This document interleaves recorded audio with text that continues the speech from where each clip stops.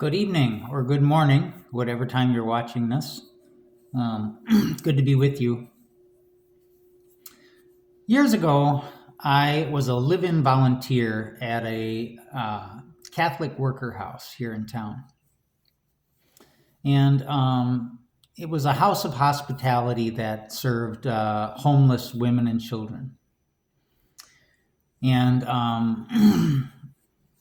we would get donations of clothing and food and money, and that was how we would run the house and how we would provide for the guests that would live there.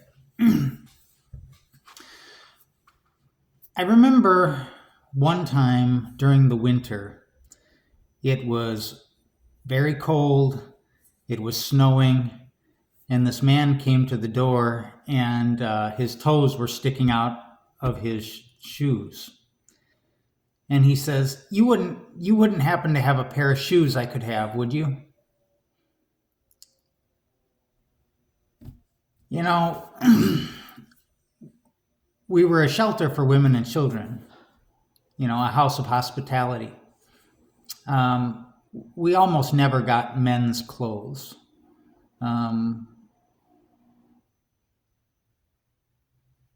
We never got men's shoes, very rarely.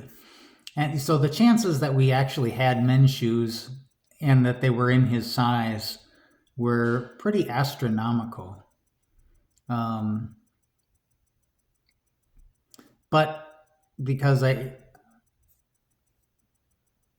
didn't want to say no, and I wanted time to think about how to address his situation. If I had a pair of shoes that I could give him, or what to do exactly. So I said I would go look. And I went down into the basement where we kept our donations and of clothes. And right there on the top of the pile of clothes was a pair of men's shoes that looked about his size. So I took them up. I said, try these on. He put them on. They fit perfectly. And he went away happy. It was a legit miracle that I witnessed. And I've often thought about that. How if you want to see miracles, you have to go where God lives. God lives on the edge where there are people who need miracles. And so if you want to see miracles, you have to be around people who need them.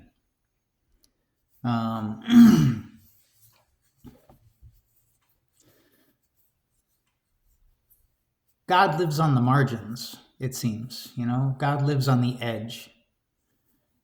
And not just on the margins of society, but also on the margins of our own life, the margins of our own strength, the margins of our own capacity. When we think we can't do anymore, that's when God steps in. I was listening to this podcast with this entrepreneur on there who was talking about every day in his journal, he writes 101%. He writes the number 101%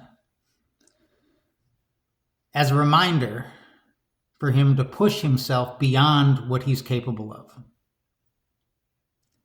Because it's only when you push yourself beyond what you're capable of, or when life pushes you beyond what you're capable of, it's only then that you tap into that power that's greater than yourself.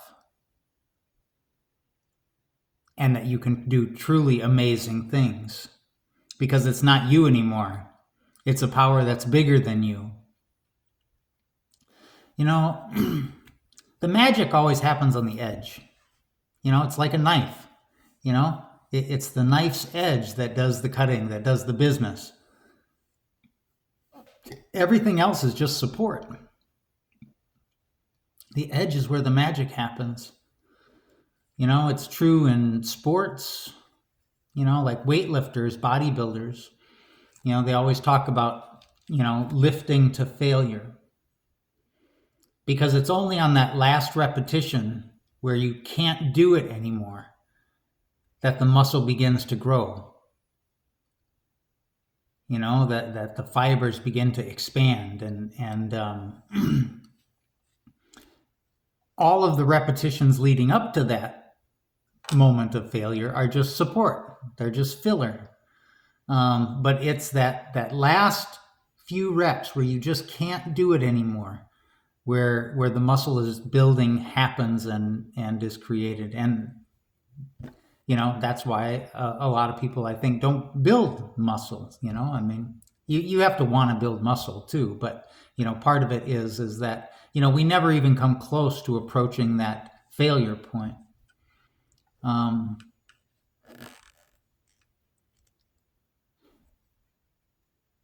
I got into free diving a number of years ago, and I actually came, pretty proficient at free diving. I can hold my breath for, quite some time underwater and, on land. And and when I was researching how to do it and training it, and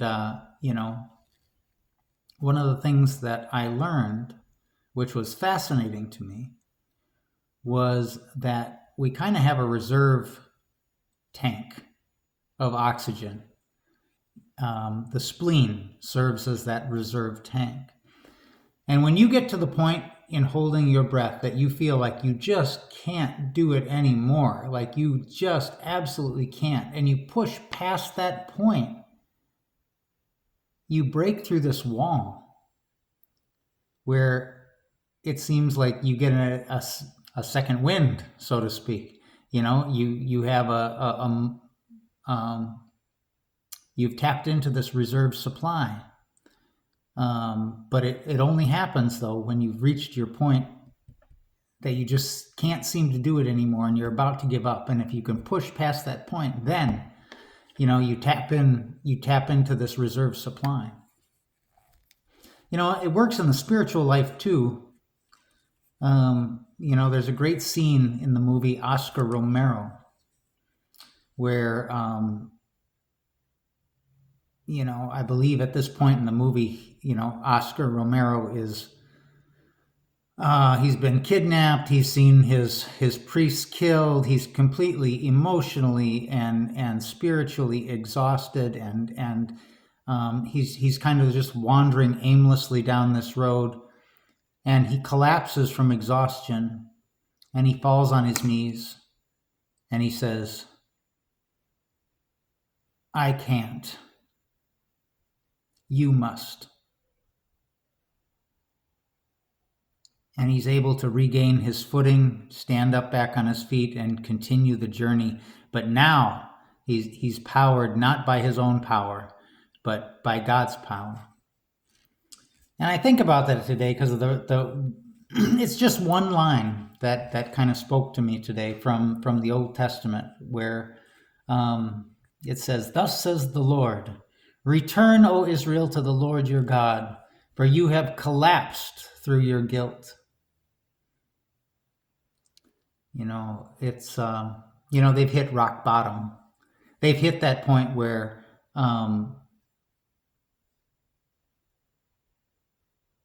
they're at the end of their rope.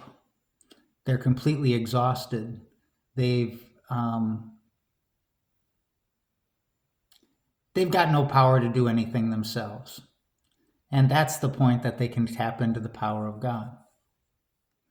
It's funny, I just came across a reading today by Mark Nepo, the poet, and he was talking about faith and how it is like swimming. Learning to swim, he didn't trust the water, and so, he would struggle and he would fight and he would and sink. And it was only when he grew tired of struggling and fighting and sinking that he discovered that the water would hold him. If he would just relax, the water would hold him. And I think that is, a good message for today's reflection, that the water will hold us. That when we struggle and we fight and we try and, we only make modest gains, if that, if we don't end up making everything worse.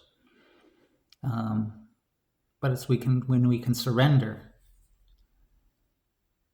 when we can let the water hold us, that we realize what we're really capable of.